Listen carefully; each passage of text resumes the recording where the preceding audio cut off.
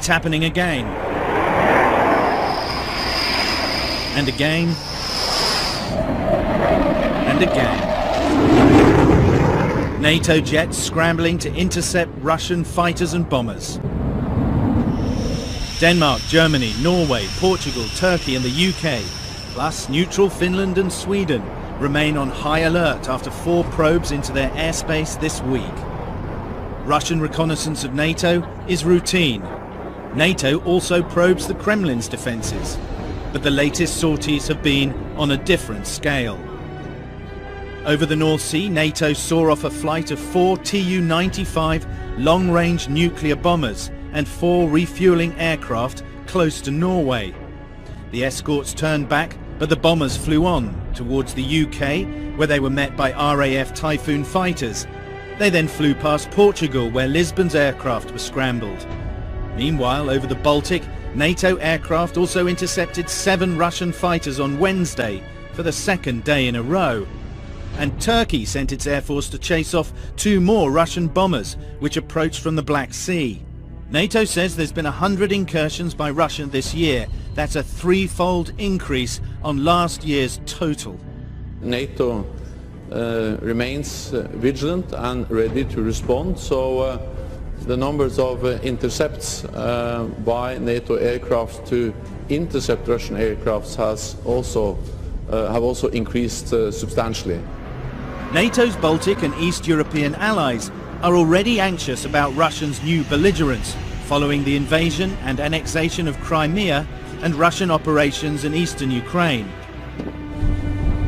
The latest aerial maneuvers by Russia comes after suspicious sub-aqua operations off the coast of Sweden.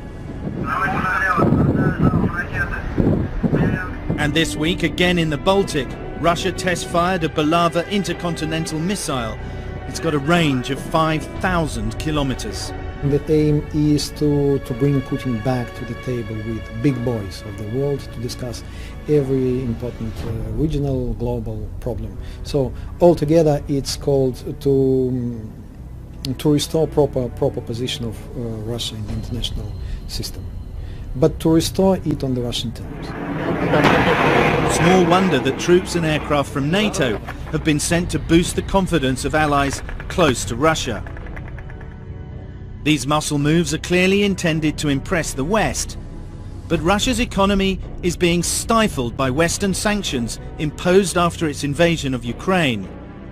Vladimir Putin needs to keep his people focused on the nation's swollen chest, not the enfeebled economic heart. Very startling announcement from NATO today, Wolf, that they are concerned about some stepped-up Russian air activity over European airspace, where thousands of commercial airliners fly. Let me put up a map for a minute, and just let's leave it up there and walk through what is happening between NATO and the Russians. Over the last 2 days, NATO has monitored an increased number of Russian flights. They have been over the North Atlantic, the Balkans, the Baltic, and to the east in the Black Sea. A number of European air forces have responded. They are intercepting these flights. They are generally Russian Bear bombers with refueling aircraft in groups of 8. Now, here's the problem. They're not doing anything particularly illegal. They are not violating airspace. They are being intercepted. There has been no startling military move. But the problem, they are not filing flight plans, they are not using their transponders, and they are not in radio contact with civilian air traffic control over Europe. This is raising concerns. These civilian air traffic controllers, the commercial aircraft that fly all over the European continent, those air traffic controllers need to know what is out there, and the Russians are keeping silent. It can be a very dangerous situation. Russia has successfully test-fired a new intercontinental ballistic missile. The Defense Ministry said that their Yuri Dolgoruki nuclear submarine launched the missile from an underwater position towards a testing range in the far east of the country. The 12-metre-long missile has undergone a number of tests and can deliver an impact 100 times the atomic blast that devastated Hiroshima in 1945. The missile weighs 36.8 tons and holds 6 to 10 nuclear warheads. The launch was key to confirming the capability of the missile.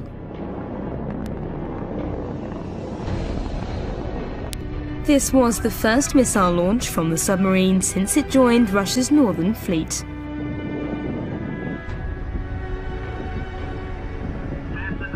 It's like the days of the Cold War, an unusually high number of Russian warplanes flying near Europe.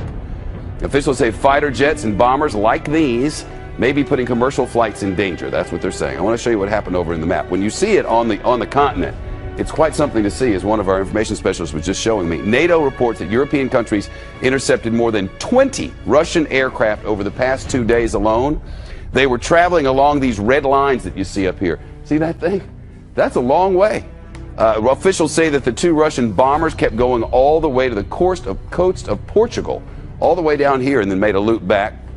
And that's when that country's Air Force took action. Senior U.S. official says Russia is trying to provoke its neighbors because of the ongoing conflict in Ukraine. Now, you see all these that are highlighted here, all these countries, all of those participated in one way or another in sort of trying to get after these Russian MiGs or whatever the heck they were. I don't know what he's doing. I mean, he's probably going to go take another country. John Bussey is here from the Wall Street Journal, the assistant managing editor there. Is this just a show of domestic I'm awesome? Or what is he doing? Yes, it's hugely popular at home. Ukraine has been popular at home. He needs to be sure to continue to bolster that popular support within Russia. He wants to be viewed as a strong man. He wants to show Western countries that might be participating in sanctions that there could be a price for those that are a little bit skittish of additional sanctions.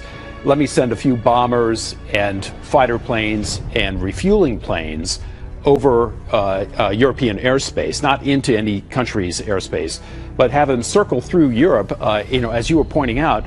And the Baltic Sea, too. Yeah, that's right, and cause all of these countries to have to burn a lot of jet fuel chasing me. So Denmark, Germany, the UK, Norway, Portugal, Turkey, all of them had to scramble jet fighters to surveil these planes. It took a while at Marshall Academy, but the playground bully usually got reined in. What are they planning? Yeah, well, so in addition to probably being popular at home, as Stephen Fiedler is writing in the Wall Street Journal on our website, is probably going to bolster NATO's resolve even further. Now, this is not the first time this has happened. Over the last year, actually just this year, there have been roughly 100 interceptions of Russian planes that are kind of wandering around close to European airspace.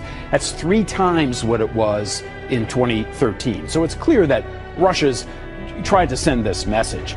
NATO is sending the message that it's going to create a spearhead force of about 1,000 troops. It's going to put it in Central Europe, in new NATO member countries, as kind of a tripwire. If Russia were to do something, you're going to encounter NATO forces, not just the armies of Latvia or Lithuania or Poland, and that would cause NATO's alliance to click into gear to protect that country. When we were reporting out of Crimea, the fear was some accident would happen and a war would begin. But that's not as serious as it is if you're over in NATO countries, because if an accident happens there and one nation engages, we're all in on this. Yeah, and you put your finger right on it, which is that Russia doesn't want to create a war with the West.